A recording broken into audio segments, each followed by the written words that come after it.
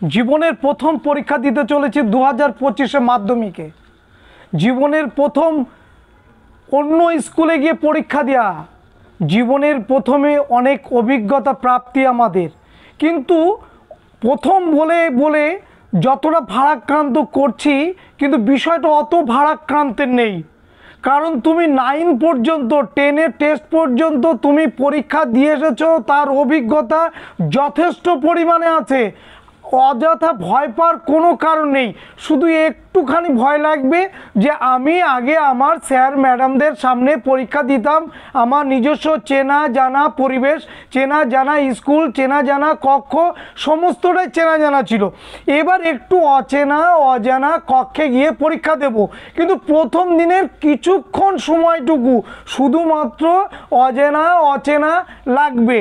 পরবর্তীকালে আরও যখন পরীক্ষা দিতে যাবে 6টা সাবজেক্ট দেখবে, তখন মনে হবে এটাও আমার স্কুলের মতন, সেই রকমই পরিবেশ পাচ্ছি, সেই রকমই স্বাদ পাচ্ছি পরীক্ষা দিয়ে। কারণ আমার কোনো ভয় নেই, কোনো ভীতি নেই। 2025-এর আগাম শুভেচ্ছা জানিয়ে আজকের 31শে ডিসেম্বর 2024-এ দাঁড়িয়ে এই ভিডিওটা দিচ্ছি তোমাদের ক্ষেত্রে, মাধ্যমিক পরীক্ষার ক্ষেত্রে সাজেশান। কি সাজেশান? মাধ্যমিকের সত্যি কোনো সাজেশান চলে? সাজেশান চলে না। কারণ মাধ্যমিক এমন একটা পরীক্ষা, সমস্ত বইটাই পড়তে হয়। কারণ কোন প্রশ্ন কিভাবে আসবে তুমিও জানো না, আমিও জানি না। তারপরেও বলছি, একটা সাজেশান তোমাদেরকে দেয়া যেতেই পারে। এবং বিগত বছরের ন্যায় 4 নম্বরের প্রশ্ন, 8 নম্বরের প্রশ্ন, 2 নম্বরের প্রশ্নগুলো কমন এসেছে। সুতরাং সেই দিকে বিশ্বাস রেখে, আর পরীক্ষার প্রশ্ন তো আর অন্য জায়গা থেকে আসবে না, ভিন গ্রহ থেকে আসবে না, বইয়ের মধ্যে থেকেই আসবে। জীবন মুখোপাধ্যায়ের বই, শচীন মণ্ডলের বই যদি একটু পড়ে যায়, ভয়টা কিসের? কোনো ভয় নেই, কোনো ভয় পাওয়ার জায়গাও নেই। তুমি কিভাবে লেখো 2 নম্বরের সেভাবেই লিখবে, 4 নম্বর কীভাবে লিখেছো সেভাবে লিখবে, 8 নম্বর যেভাবে লিখেছো সেভাবে লিখবে। কোনো ভয় পাওয়ার কিচ্ছু নেই। আমরা অযথা ভয় পাই। আর কিছু আমাদের অভিভাবক বা কিছু হিতাকাঙ্ক্ষী আছে, তার একটা ভয় তৈরি করে দেয়, এই মাধ্যমিক পরীক্ষা, এই করিসনি, ওই করিসনি, এই প্রশ্নটা কর, ওই প্রশ্নটা কর। কত শুভাকাঙ্ক্ষী! কেন এই কথাগুলো প্রথম বছরের শুরুতে বললে কী হতো তাদের সামনে? এখন আমরা তাদের সামনে গিয়ে পাণ্ডিত্য ফলাচ্ছি, অযথা তাদেরকে ভারাক্রান্ত করছি, মানসিক চাপ তৈরি করছি। কেন এই প্রশ্ন আমার সর্বদিন থাকে, কেন তাকে চাপ সৃষ্টি করব? বরঞ্চ পরীক্ষার আগে রিল্যাক্সে উৎসাহ দাও, উদ্দীপনা তৈরি করো, সে আনন্দের সঙ্গে পরীক্ষা দিতে যাক। অনেক কথা বললাম, এবারে আসি। প্রথম অধ্যায় থেকে 4 নম্বরে কোশ্চেন আমাদের আসার কথা না, যা আসবে শর্ট প্রশ্ন আমরা জানি। তবুও 2017 সালে একটা প্রশ্ন এসেছিল নারী ইতিহাস। এবছরের জন্যে আমি আবারও কিছু 4 নম্বরের প্রশ্ন তোমাদের বলছি, এবং তার মধ্যে নারী ইতিহাস চর্চার প্রাসঙ্গিকতার সম্পর্কে আলোচনা করো, এটা রেখেছি। ক্লিয়ার? 2 নম্বর প্রশ্ন, 70 বছরের গুরুত্ব লেখো, বা ইতিহাসের উপাদান হিসাবে 70 বছরের গুরুত্ব কী। 3 নম্বর প্রশ্ন, সরকারি নথিপত্রের গুরুত্ব লেখো। 4 নম্বর প্রশ্ন, সোমপ্রকাশ পত্রিকার গুরুত্ব লেখো। 5 নম্বর প্রশ্ন, ইতিহাসের উপাদান হিসেবে জীবনের ঝরাপাতার গুরুত্ব লেখো। আর আরেকটা বলবো 6 নম্বর, নতুন সামাজিক ইতিহাস চর্চার গুরুত্বপূর্ণ হয়ে উঠেছে কেন। এই কটা প্রশ্ন দয়া করে দেখে যেও প্রথম অধ্যায় থেকে। এখান থেকে আসার কথা না, কিন্তু যদি দিয়ে দেয় পরীক্ষা হলে, তোমারও কিছু করার থাকবে না, আমাদের কিছু করার থাকবে না। কারণ আমরা দেখেছি, গত বছরে দেখেছি, অনেক অধ্যায় থেকে 4 নম্বরের প্রশ্ন, 8 নম্বর প্রশ্ন আসেইনি, কিন্তু দেওয়ার কথা ছিল। পেয়েছি কি আমরা? পাইনি। খেয়াল করে দেখবে, এবং এটা আমি বিগত ভিডিওতেও বলেছি যে সেই অধ্যায় থেকে কোনো 4 নম্বরের প্রশ্ন আসেনি, কোনো 8 নম্বরের প্রশ্ন আসেনি, কিন্তু আসার কথা ছিল, আসেনি। কি করবে বলো? পরীক্ষা হলে মারপিট করব, কান্না করব, অজ্ঞান হয়ে যাব? ও তো ভেঙে পড়া, ও তো ব্যর্থ হওয়া, ও তো ভীরু কাপুরুষতা করা যাবে না। যে পরিবেশ তৈরি হোক না কেন, যে সিচুয়েশন তৈরি হোক না কেন, সেইখানে দাঁড়িয়ে মাথাকে ঠান্ডা রেখে যতটা পারা যায় কমপ্লিট করে আসব। ভেঙে পড়ব না, সমালোচনায় যাব না, কান্নাকাটি শুরু করব না। বোঝা গেল কি বলেছি? তাই সময় এখনও আছে, এই প্রশ্নগুলো দেখে যাব।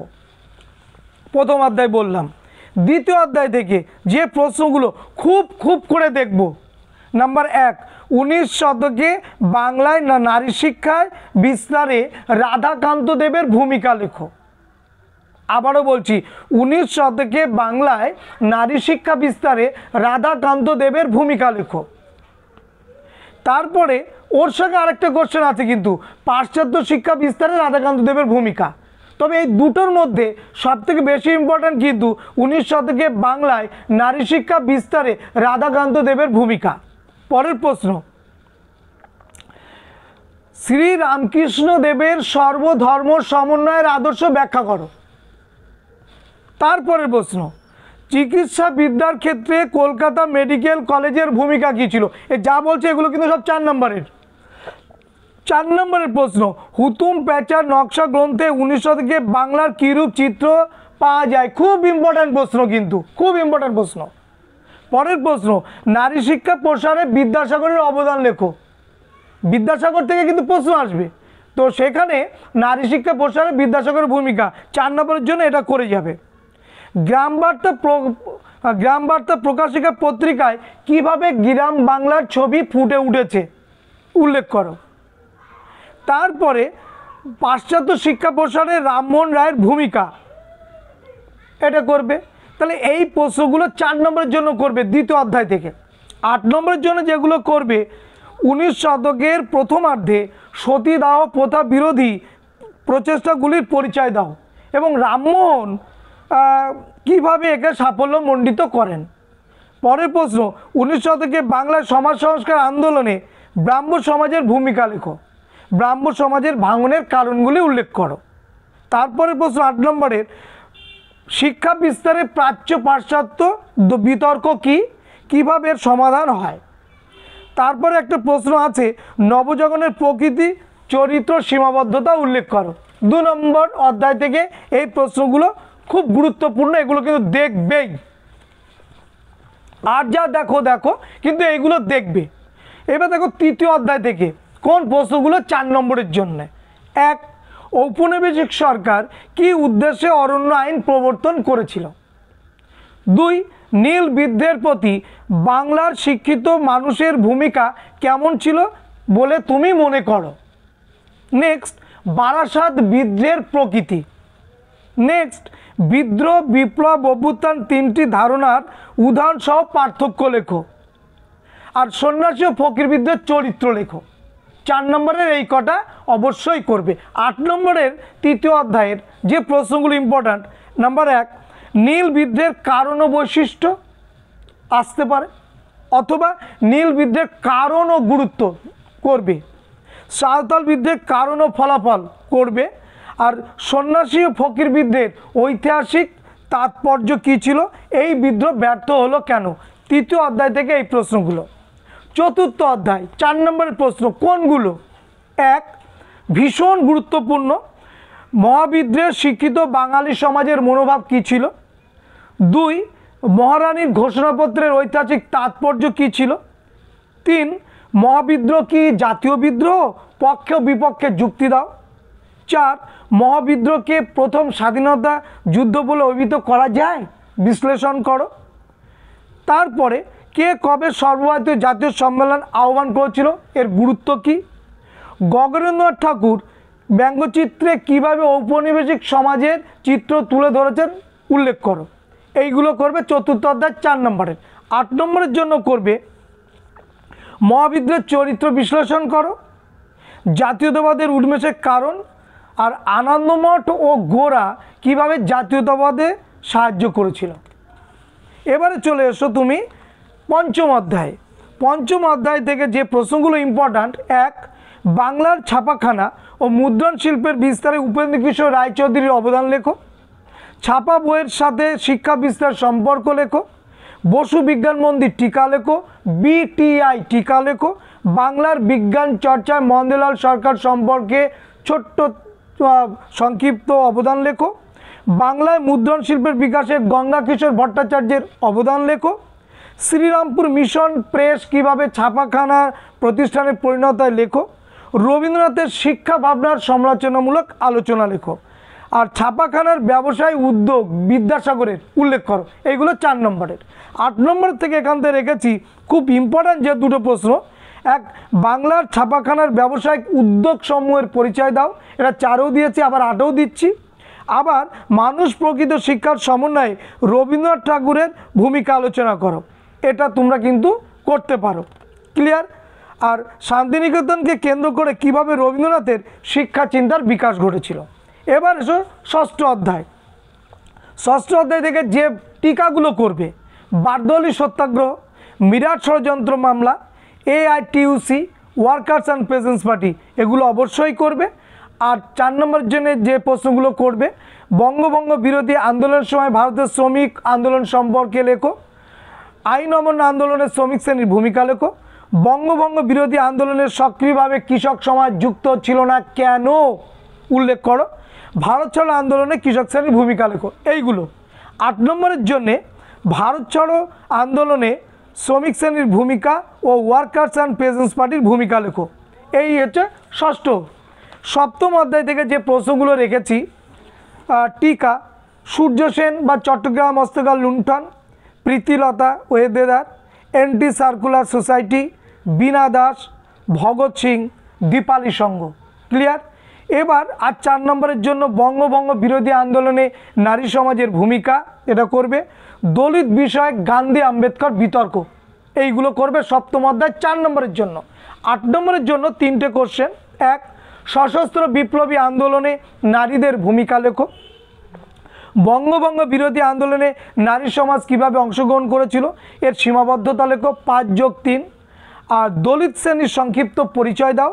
মহাত্মা গান্ধী ও আম্বেদকর বিতর্কের কারণগুলি লেখো। এইগুলো সপ্তম অধ্যায়ের, এই হচ্ছে 3টে 8 নম্বরের কোশ্চেন। এবার আসে অষ্টম অধ্যায়। এই অষ্টম অধ্যায়ের যে প্রশ্নগুলো খুব ইম্পর্ট্যান্ট, হায়দ্রাবাদ রাজ্য কীভাবে ভারতভুক্ত হয়, কাশ্মীর সমস্যার সৃষ্টি হয়েছিল কীভাবে, উদ্বাস্তু সমস্যার সমাধানে ভারত সরকার কী ভূমিকা নিয়েছিল, জুনাগড় রাজ্যটি কীভাবে ভারতভুক্ত হয়, এইগুলো একদম প্রথম চান্সে রাখবে। আর 3টে প্রশ্ন দ্বিতীয় চান্সে রাখবে। উদ্বাস্তু সমস্যা কি, আত্মজীবনী স্মৃতিকথা থেকে দেশভাগ ও দেশ ত্যাগ তথা উদ্বাস্তু জীবন সম্পর্কে আমরা কি জানতে পারি। আর স্বাধীনতা লাভের পর ভারতীয় রাজ্যগুলোকে ভাষার ভিত্তিতে পুনর্গঠনের কি প্রচেষ্টা হয়েছিল, এই প্রশ্নগুলো।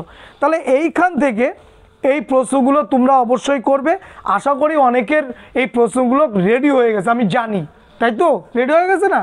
তো আবার এইগুলো একটু চোখ বুলাও, বাদ বাকি টেক্সট বইটা ফলো করো, কোনো টেনশানে যাবে না। একেবারে রাত্রিবেলা যেন ঘুমটা সুন্দর ঘুম হয়, 8 ঘন্টা ঘুমটা যেন কখনো 7 ঘন্টা না হয়, 6 ঘন্টা না হয়। পরীক্ষার আগে শরীর মন দুটোই সুস্থ রাখতে হবে। মন সুস্থ না থাকলে শরীর সুস্থ থাকবে না, মন সুস্থ না থাকলে কিন্তু আমাদের স্মৃতিশক্তিও নড়বড় হয়ে যাবে। সুতরাং এগুলো করতে হবে, অযথা টেনশন নেবে না। যেগুলো করেছো, যেগুলো নতুন করে কোনো প্রশ্ন ধরার আমার মনে হয় কোনো যুক্তি নেই, টেক্সট বইটা পড়ে যাও। সে যে টেক্সট বইটাই পড়ছো তুমি সেটাই পড়ে যাও। আর সহায়িকার কথা বলবো, অনেক সহায়িকাতে অনেক কোশ্চেন থাকে যা বিগত 100 বছরেও আসবে না। ক্লিয়ার? একদম পরিষ্কার কথা, 100 বছরেও আসবে না।